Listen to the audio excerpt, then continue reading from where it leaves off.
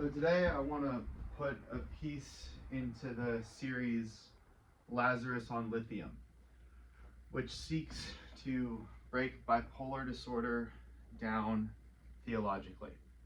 But today I want to talk about how bipolar mania is like having a front row seat to providence. So what do I mean by that? First of all, we have to define providence.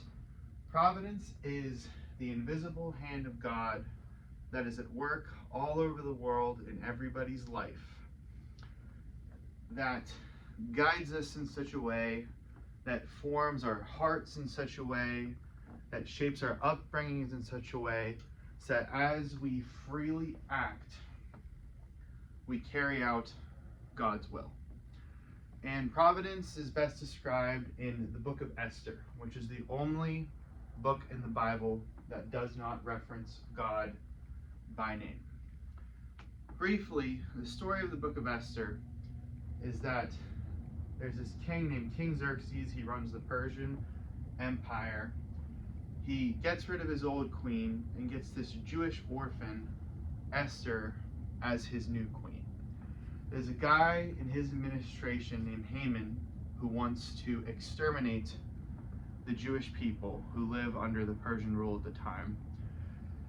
And the story is about how Esther is able to save the Jewish people.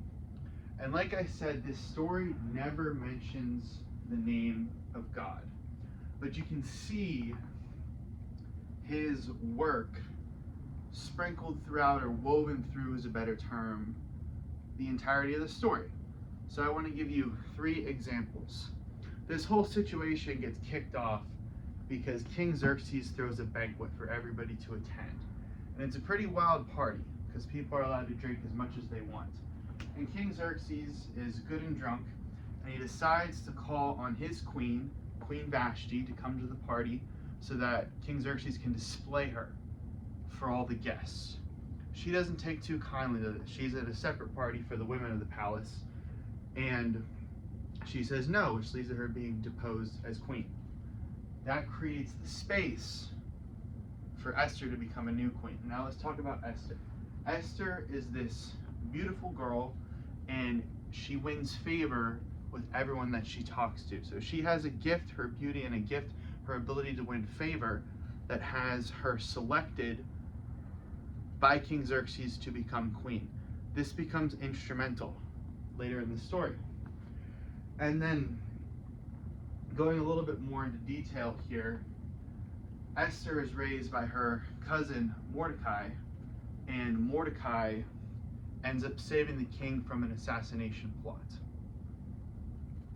And then Haman, when he's trying to rile up sentiments against the Jewish people, he's trying to dismiss Mordecai. And King Xerxes is laying in bed one night, and he can't sleep. So he has a scribe read him the records of the palace, and finds, while he's being read this, that it was actually Mordecai who saved him from being assassinated. And this calls King Xerxes to give Mordecai honor, which spurs along the story for Esther ultimately to take a stand before the king, which if you approach the king and he didn't extend his scepter to you, you'd be executed. She takes that risk upon herself to advocate for her people and ultimately have them saved from Haman. Now, that's an example of providence, because God is at work throughout that entire story. Xerxes slept fully and well, probably, throughout his entire life, and just happens to, on one particular night, have a bout of sleeplessness that he can only try and assuage by having the palace records read to him. Esther just happens to be born so incredibly beautiful. She could have just as easily been born normal looking. Or King Xerxes, when he called for his wife, maybe he just had one shot too many at the party, and then got very, very, very bold, which leads to the entire conflict of the story kicking off. So what is providence? It's God weaving his hands throughout the entire life of every single person on this planet. That is an example of his sovereignty. But now let's connect this back to bipolar disorder. I've often said that a normal person on December 31st of any particular year can look back upon their lives and see 3 or 4 or 5 examples where they were in the right place at the right time, thinking the right thing. They had the right disposition on their heart and the right upbringing to give them the right information they need to do the right thing, to make the right decision, to then propel their life forward. And the reason I suggest the new year as a time to evaluate this is because when you look back on these decisions retrospectively, you'll find that they were certain. You couldn't have made a different decision, because if you had, your entire life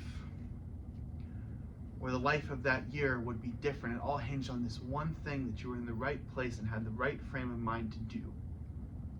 Let's say the average person gets 3, 4, 5 of these a year. If you're bipolar, particularly type 1, and you're in a manic episode, you'll find that you have one of these providential moments 2 or 3 times in a day, because your world has accelerated. You become incredibly deliberate, forward-thinking, declarative, even aggressive, to the point of carrying out your plans for your life. And your plans for your life are so rapidly changing and evolving with an inhuman amount of certainty that the direction you take in your future is wavering all over the place. But every time you make a decision, you're declaring with certainty one path for your future. That's a good example of what it is like to live in a condition of mania. I'm gonna get some water quick.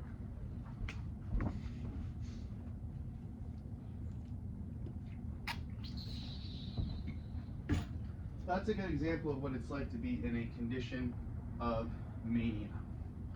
Providentially, you're finding yourself in the right position at the right time, talking to the right person with the right thing on your brain to make a decision that you feel you will be able to look back upon 10 years from now and realize your entire life hinged on making this one momentary decision.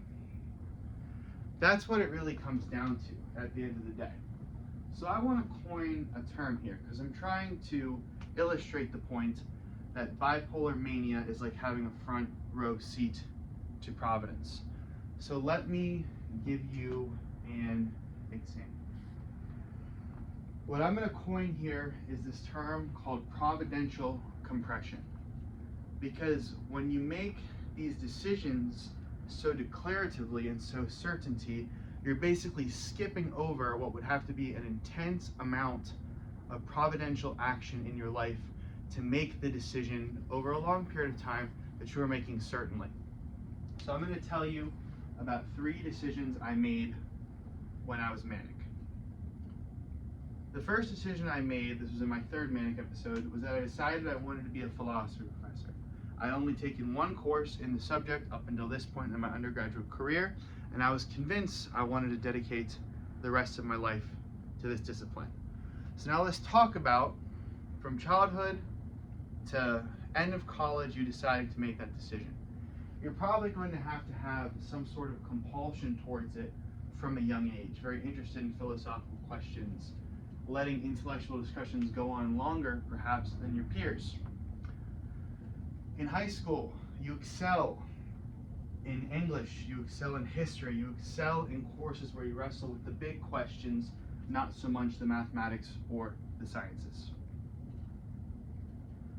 And when you get to college, perhaps you're flim-flammy about your major, but ultimately decide, as you complete your 2nd semester, that the direction you always thought you might take based off your history is the direction you decide to take. So in a manic episode, you take all that providence that would have had to happen to come to that decision, and you collapse it into an instantaneous moment. All right, let me give you another example.